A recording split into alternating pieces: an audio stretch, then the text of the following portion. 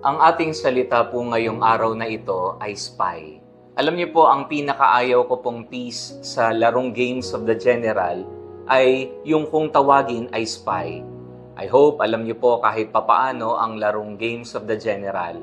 At ang gawain po ng spy ay pwede niyang mapatay lahat ng malalakas ng pieces except for the private.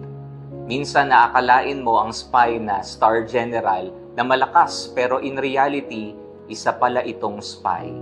Pagbabalat kayo at pagpapanggap. Today is called Spy Wednesday, that from this day onwards, mayroong dumating na espiya upang magmatyag sa ginagawa ng ating Panginoong Hesus. Ito ay si Judas. Pinagpalit niya ang 30 pieces of silver upang madakip si Jesus. Pinagtiwalaan siya subalit pinagtraidoran at pinagtaksilan si Jesus.